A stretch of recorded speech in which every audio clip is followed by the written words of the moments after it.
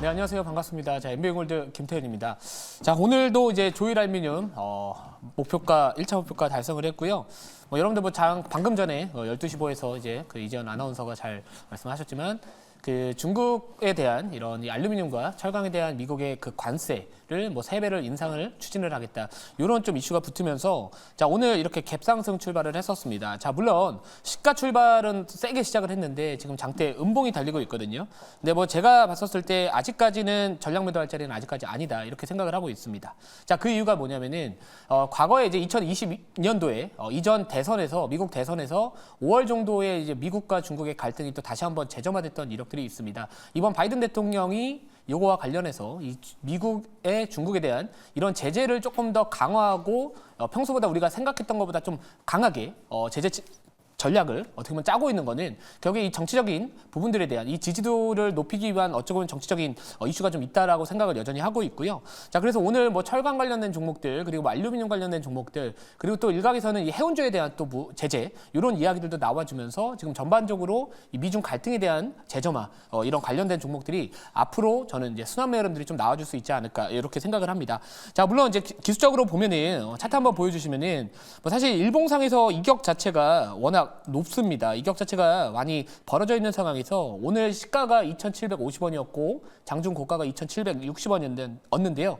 근데 우선은 지금 당장 트레이딩 하시는 분들 같은 경우에는 저는 약간은 갭을 메꾸는 과정이다. 그래서 아직까지 전략 매도는 아직은 아니다. 왜냐하면 오늘은 지금 만약에 시장이 미국장의 흐름과 함께 전반적으로 이 종목이 그러니까 다른 종목들이 올라가지 못했다면은 저는 이런 알루미늄 테마나 철강 테마는 더 강했을 가능성이 높다. 그러니까 수급이 집중될 가능성이 높았던 이슈가 좀 있었지만 지난밤에 이제 미국장이 사실 나스닥 같은 경우는 1% 이상 어떻게 보면 적지 않은 하락세를 보여줌에도 불구하고 오늘 국내 증시가 이렇게 반등이 나와줄 수 있었던 부분들은 그동안 시장에 우려감이 있었던 환율 그리고 미국의 이런 채권금리 이 수준에 대한 것들이 어느 정도 약간은 우려감이 조금씩 완화되는 듯한 모습을 좀 보여주기도 했었고요.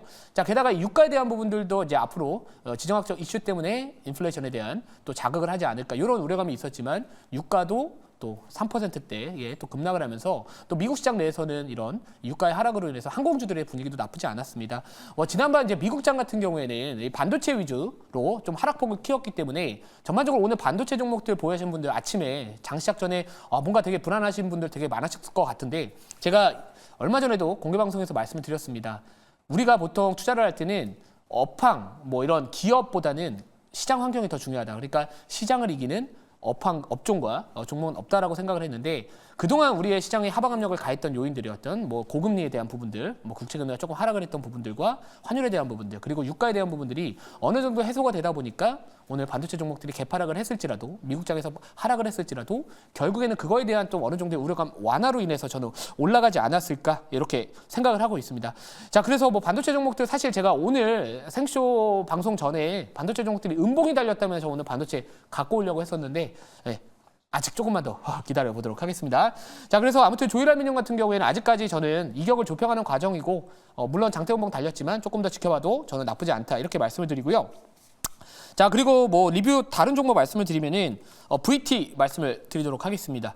자, 최근에 제가 이제 화장품 관련된 종목이나 미용, 의료기기 쪽 관련된 종목들이 어떻게 보면 이제 어닝 시즌에서 부각을 받을 수 있고 또 게다가 최근에 이 환율이 물론 오늘은 최근에 1,400원을 찍고 나름대로 좀 안정화되는 모습을 보여주고는 있지만 저는 환율은 당분간은 약간 뉴 노멀로 진입하지 않았나 이렇게 생각을 합니다. 그러니까 1,200원대를 바라보기보다는 이제는 애초에 이 환율에 대한 눈높이가 어느 정도 조금은 높아질 가능성이 높기 때문에 이 환율과 관련된 수혜주들도 저희가 좀 봐야 될 것 같고요. 그래서 저는 이 수출 비중이 높은 이런 화장품 또는 미용 의료기기 쪽 관련된 종목들이 이번 어닝 시즌뿐만 아니라 다음 분기까지도 실적에 대한 이런 개선세가 또 한번 기대해 볼 수 있지 않을까 이렇게 생각을 합니다.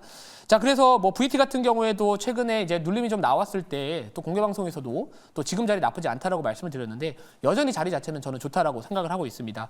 2차 목표가는 23,500원을 좀 말씀을 드렸었는데 요것도 달성되면은 또 30%에 가까운 또 수익률을 기록할 수 있어가지고 또 계속해서 좀 차분하게 이번 달 목표 수익 계속해서 담아가도록 하겠습니다. 제가 이번 달 이제 목표 수익 같은 경우에 목표 수익 달성 종목 수를 보면은 지금 4월 절반이 이제야 조금 지났음에도 불구하고 13종목 이 목표가 달성을 했습니다. 뭐 꾸준하게 쌓아 나가면서 아마도 지금 제가 알기로는 아까 보여드렸던 그 이미지에서는 15개까지만 가능하다고 하거든요. 예, 그거 넘겨보도록 하겠습니다. 자, 그러면 이제 오늘 편입할 종목 말씀을 드리도록 하겠습니다. 자, 현재가부터 말씀을 드릴게요. 자, 현재가는 1050원이고요. 예, 종목명은 비올입니다. 자, 이런 미용 의료기기, 피부 미용 쪽 관련된 종목이다라고 보시면 될 것 같은데, 뭐 저는 뭐 사실 이번 달 같은 경우에는 뭐 반도체도 좋습니다. 근데 저는 그 다음 달, 이 어닝 시즌을 좀 대비하자라는 관점에서 그리고 고환율에 대한 부분들도 또 나름대로 또 우리가 주목을 해야 되기 때문에 피부 미용뿐만 아니라 뭐 화장품이나 이런 종목들을 최근에 뭐 VT도 그렇고 제가 또 오후 방송에서 잉그루드랩 최근에 뭐 고환율 관련된 수혜주라고 말씀드렸는데 그것도 오늘 장 초반에 급등이 나왔습니다. 자, 그래서 비올 같은 경우에도 이제 눌려 있는 자리거든요. 네, 그래서 충분히 뭐 전고점 부근까지는 좀 올라갈 여력이 좀 있지 않을까. 그러니까 지금 시장의 잠재적인 부담을 느낄 수 있는 요인은 뭘까요? 바로 여전히 환율 수준이 좀 높다라는 거. 그러니까 환율이 조금만 다시 올라가더라도 시장은 그거에 대한 우려감이 확산될 수 있습니다. 또 게다가 뭐 국채금리나 이런 부분들이 아직까지는 완벽하게 시장의 투심을 완벽하게 개선시킬 정도의 하락세는 아직까지는 아니기 때문에 제가 봤을 때 이번 어닝 시즌에서는 그래도 이런 실적주나 이런 고환율 관련된 수혜주가 그래도 상대적으로 좀 선방할 가능성이 좀 있지 않을까. 예, 이렇게 생각을 해서 오늘은 또 비올이라는 기업을 또 편입을 합니다. 뭐 이 종목 같은 경우에는 1분기에 이제 비수기에도 불구하고 또 매출 성장에 대한 부분도 안정적으로 좀 진행이 될 것이다라는 이야기들이 나와주고 있고요. 또 게다가 이 실펌 X라는 부분들이 이제 기존에 이제 수출 국가였던 미주 지역뿐만 아니라 뭐 아시아 지역이 상대적으로 지금 고성장을 계속해서 지속이 될 것으로 예상이 되고 있습니다. 또 게다가 이 브라질 같은 경우에는 작년 4분기에 또 인증을 획득을 했고요. 또 올해 같은 경우에 1분기에 또 중국 인증 획득 이슈가 좀 있기 때문에 이쪽 시장에 대한 진출 또 성공적으로 안착을 한다면은 또 추가적인 성장 동력을 얻을 수 있는 이런 기업이지 않을까 이렇게 생각을 하고 있습니다. 뭐 실적에 대한 부분들은 올해도 또 계속해서 좋아질 것이다 이런 이야기들 나와주고 있고요. 또 게다가 아까 말씀드렸던 이런 중국과 브라질 쪽에 관련된 또 새로운 진출 국가에 대한 이런 수혜뿐만 아니라 이 종목 같은 경우에는 여러분들 영업이익률 한번 보시면은 깜짝 놀라실 겁니다. 영업이익률이 50%가 넘습니다. 자, 그만큼 수익성이 높다라는 것은 이 기술 자체가 가지고 있는 경쟁력 자체가 좋다라고 볼 수 있는 거고요. 뭐 이외에 이런 미용 의료기기 관련된 기업들, 뭐 제시스 메디컬이나 이런 종목들보다 지금 시장에서는 조금 더 프리미엄을 부여하고 있습니다. 왜냐하면 결국에 수익성이 이렇게 독보적으로 높다라는 부분들도 결국에 기업의 가치를 평가했었을 때 프리미엄 요소임에는 분명하지 않을까 이렇게 생각을 하고 있어서 오늘 바로 이 종목을 좀 편입을 하도록 하겠습니다. 또 게다가 이 소모품 매출 비중에 대한 부분들도 상당히 중요한데요.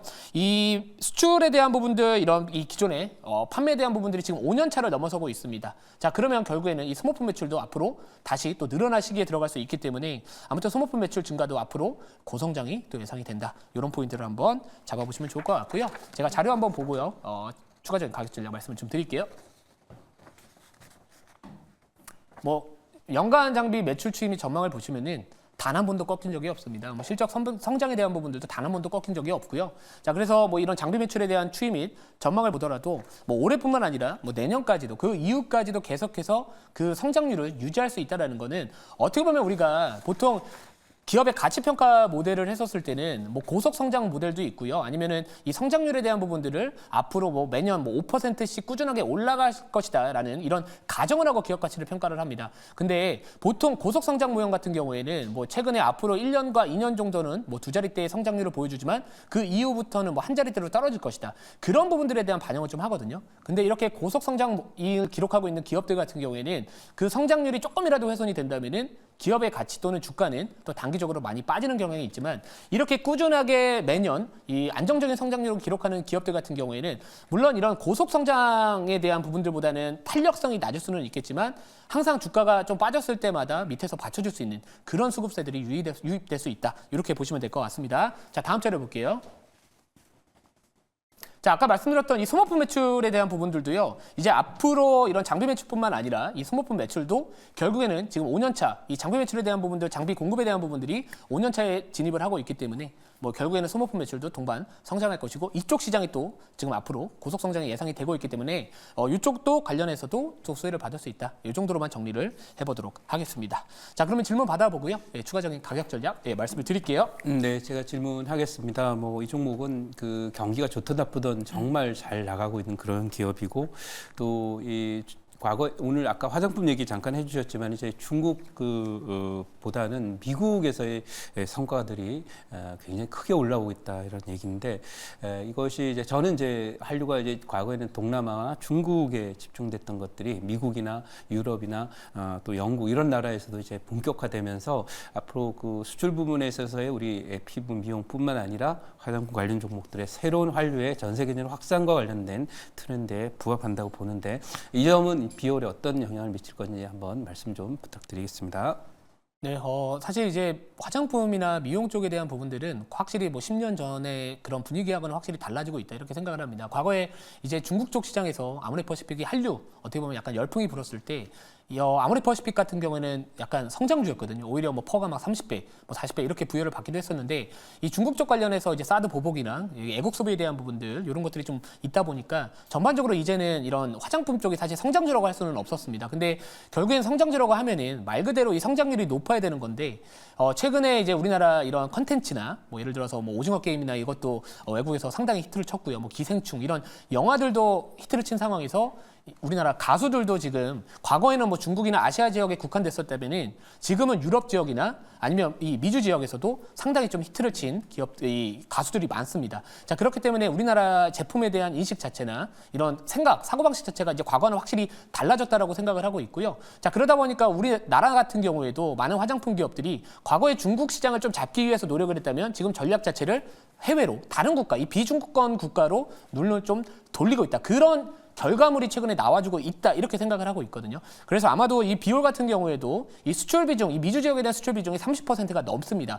자, 그럼 결국에는 환율이 앞으로 고환율이 유지가 된다면은 이 환율에 대한 또 수혜도 나름대로 또 기대할 수 있는 종목이지 않을까 이렇게 생각을 합니다. 자, 화장품 쪽 또 미용 쪽에 대한 부분들이 왜 최근에 다시 올라오고 있냐면은 가뜩이나 중국의 이 경기 회복에 대한 기대감이 뭐 GDP 성장률이 예상치보다 1분기가 상당히 좋게 나왔거든요.